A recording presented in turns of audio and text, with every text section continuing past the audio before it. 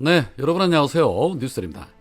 이제 대선 투표일 하루 남았습니다. 오늘 윤여준 총괄선대위원장은 대한민국은 민주공화국이다. 대한민국의 주권은 국민에게 있고 모든 권력은 국민으로 나온다는 헌법 제1조 1항과 2항은 대한민국 민주주의의 최고 핵심 가치다. 누구도 범접할 수 없고 훼손할 수 없는 대한민국의 정체성이다. 이것을 총칼로 무너뜨리려 한 것이 바로 윤석열 정권이다. 그런데 패족을 선언해도 시원치 않을 사람들이 선거에 나와 표를 달라고 하니 저들의 뻔뻔함은 민주주의와 국민 주권에 대한 도전이고 모독이 아닐 수 없다. 그렇기 때문에 내일 선거는 불법 계엄과 내란의 망령을 완전히 걷어내고 대한민국 헌법 제1조 1항과 2항을 확인하는 선거다. 대통령 탄핵이라는 불행한 역사의 종지부를 찍고 권력은 권력자의 것이 아니라 국민의 것임을 만천하에 선언하는 역사적인 날이 돼야 한다. 이재명 후보와 선거운동은 여러분의 열정과 헌신 그리고 국민의 사랑과 응원이 합쳐져 안전적 정권 교체가 반드시 이루어질 것임을 굳게 믿는다라고 말했습니다. 너무나도 당연한 말입니다. 새로운 세상, 진짜 대한민국이 시작되는 날이 될 거라 믿어 의심치 않습니다. 그럼에도 불구하고 끝까지 방심은 금물. 이준석이 오늘 밤 또는 내일 새벽에 단일화 선언을 할 수도 있습니다. 오늘 이준석은 페이스북을 통해 김문수는 이미 졌다. 단일화 여부에 관계없이 어떤 방식으로도 이길 수 없다. 그에게 던지는 표는 윤석열, 전광훈, 황교안을 면책하는 살찌우는 표다. 범보수 진영의 진화가 아닌 기득권을 수호하는 표다라고 말했습니다. 표면적으로는 단일화를 해봐야 의미 없다라는 것으로 보일 수는 있으나 단일화 여부에 관계없이라는 말의 의미는 할 수도 있다는 소리입니다. 이준석의 발언의 권성동은 본투표가 시작도 되기 전에 어떻게 이미 졌다, 어떤 방식으로도 이길 수 없다라고 단정을 하냐. 만약 이재명이 집권하게 된다면 우리는 반드시 하나 돼서 맞서 싸워야 한다. 이제는 결단할 때다. 오늘 밤 이재명 범죄 세력의 집권을 막기 위해 김문수에게 힘을 모아주시길 부탁드린다라며 이준석에게 사퇴를 권고했습니다. 내란 범죄 세력들이 적반하장으로 입만 열면 범죄 세력 운운하는 거 정말 어이가 없습니다.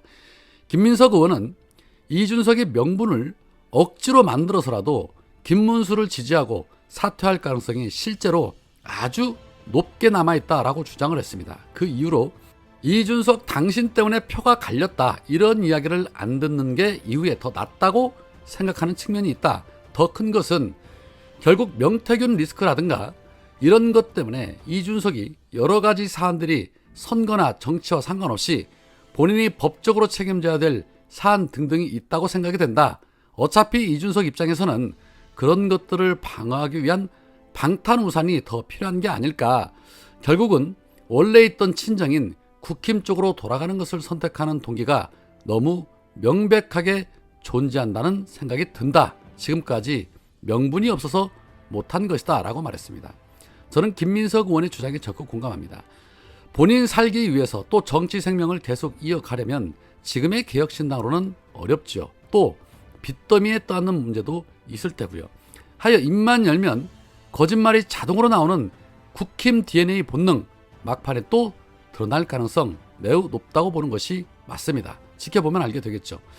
자, 그런 가운데 이낙연은 내란은 정리 중인데 독재는 진행 중이라며 이재명은 탄핵도 못한다라고 또 막판 선동을 이어가고 있었는데 적폐 중에 적폐라서 그런지 어지간히 똥줄이 타기는 타나 봅니다. 그런데 어쩝니까? 우리 국민들이 이재명을 너무나도 간절히 원하고 있는데 말입니다.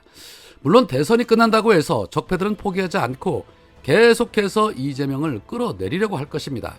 하여 민주당은 적폐들의 공격을 원천 차단하는 방안으로 오는 5일 국회 본회의를 열어서 공직선거법의 허위사실 공표 구성 요건 중에 행위를 삭제한 공직선거법 개정안을 단독으로 상정 처리할 가능성이 있다라고 밝혔습니다. 즉 대법원에서 파기환송으로 돌려보낸 사건을 재판부가 면소 판결을 할 수 있게끔 하는 그 근거를 마련하겠다는 것입니다. 또한 민주당의 한 관계자는 6월 둘째 주 퇴임한 문영배 이미선 헌재 재판관의 후임 재판관 청문회와 이재명 후보가 당선될 시 새롭게 임명될 신임 법무부 장관에 대한 청문회도 함께 진행할 계획이다라고 예고했습니다. 국힘당이 권한쟁의 심판을 제기할 경우를 고려해서 헌재를 민주당 우위 구도로 재편을 해야 하기 때문인 것입니다. 자, 그리고 반격으로 대장동 사건의 증거조작 의혹이 제기가 된 담당 검사를 공수처에 고발했습니다. 민주당 잘하고 있습니다. 정치검사들의 위법한 정치 기소 그리고 조작 수사 어제 오늘 일이 아닌데 따박따박 다 잡아내고 엄단하고 이재명 정부가 제대로 일할 수 있는 그 여건을 만들어주는 것이 바로 민주당의 역할이죠.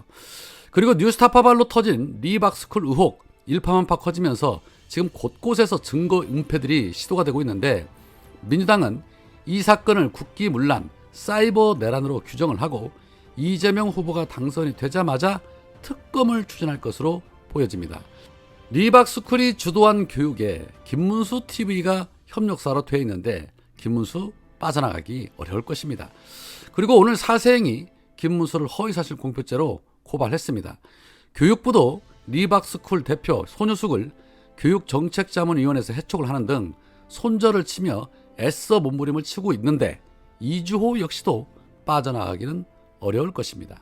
저는 대한민국의 주권자로서 이 나라에 대해서 책임감을 느끼시는 대한민국 국민이라면 대한민국의 헌정 질서를 파괴하고 국민의 주권을 부정하고 국민의 인권을 말살하고 이 헌정 질서를 파괴하는 내란 행위를 옹호하지는 않을 거라고 생각합니다.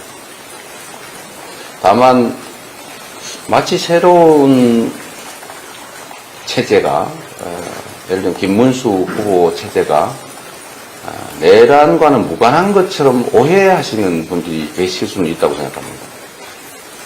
그러나 제가 분명히 말씀드리자면 그건 그야말로 오해인 것이고 어떤 경우에도 공동체를 파괴하는 국민의 주권을 부정하는 그런 정치는 있을 수 없습니다.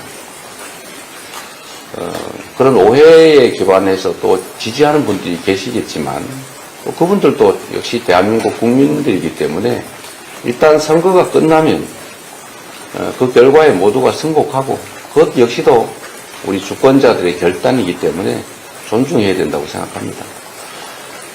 만약 제가 당선이 된다면 자주 말씀드리는 것처럼 저는 저를 지지하는 국민 일부의 의지에서 지지하지 않는 다른 쪽 국민들을 탄압하거나 소외시키거나 그렇게 하지 않을 것입니다. 또 지지했다는 이유로 특별한 혜택을 주거나 편애하거나 또 지지자와 비지지자를 구별해서 증오, 혐오하게 하는 일은 절대로 없을 것입니다. 대통령 또는 아주 작은 소모임의 회장이라 해도 그 단체의 대표자가 해야 될 가장 중요한 일은 그 단체가 제대로 유지되게 하고 그 구성원들이 화합하게 하는 것입니다. 구성원의 한쪽을 편들고 다른 쪽을 소외하고 배제하면 그 모임은 깨지죠. 그래서 국가 공동체에 있어서도 정치적 입장의 차이, 누구를 지지했느냐의 차이에 따라서 구분해서는 안 됩니다. 그건 경쟁의 한 과정일 뿐이죠. 일부를 대표해서 전체를 대표하게 된다면 그 대표하게 된 순간부터는 전체를 대표해야죠. 그래서 우리가 대통령이라고 하지 않습니까? 통합은 그냥 주장하는 구두선이 아니라 대통령의 제1의 책무입니다. 국민을 통합해야 힘을 모아서 우리 공동체의 과제들을 조금이나마 개선할 수 있죠. 정치 세력들 간의 색깔이 다르고 갈등하고 대립하는 것은 불가피하고 그런 점에 대해서는 충분히 대화하고 양보하고 타협해야 되겠죠. 그러나 국민들은 정치 세력에 따라서 색깔을 따라 이념을 따라 국민들이 편을 갈라 싸울 필요는 없습니다. 또 그렇게 해서는 안 되는 거죠. 충분히 대화하고 존중하면서 국민들이 이 나라의 주인이라는 점을 언제든지 잊지 않고 국민 중심의 정치, 행정을 해나가면 저는 충분히 화합하고 통합할 수 있을 것이라고 믿고 꼭 그렇게 해야 된다고 생각합니다. 그렇게 하겠습니다. 네, 후보님, 저는 기자뉴스 이준희 기자라고 합니다. 윤석열 정권 재임 중에 언론에 대한 수많은 탄압이 있었습니다. 집권하시면은 언론의 독립과 자유를 어떻게 보호해 나가실 생각이신지 좀 여쭙고 싶고요. 최근에 지금 선거 기간 속에서도 뉴스타파나 인터넷 언론에 많은 보도가 이루어지고 있습니다. 시민들이 보기에는 기성 제도권의 언론이 제 역할을 못한다라는 그런 시각이 있습니다. 집권하시면은 출입처 부분에서 인터넷 언론에 대한 차별 이런 부분도 조금 개선해 주시고 언론 제도 개혁을 조금 어떻게 해 나가실 계획인지 조금 해주시겠습니다. 네. 상당히 무거운 주제죠. 언론은 입법사법행정부의 제4부라고 불릴 만큼 매우 중요한 역할을 합니다. 민주주의 체제에서는 언론을 통한 정보 유통이 우리 주권자들의 판단을 돕는, 그리고 이 정론 집필을 통해서 가짜를 제거하고 또 합리적인 토론이 가능한 사회로 만드는 매우 유용한 역할을 합니다. 그렇기 때문에 특별한 보호를 하기도 하죠. 그런데 일부 언론은 이게 언론인가 의심이 될 정도로 그 자신들의 그런 특별한 위치를 악용해서 가짜뉴스를 퍼뜨리거나 정치적 편향을 가지고 아예 정치 일선에 나서거나 뭐 그런 경우가 꽤 있지요.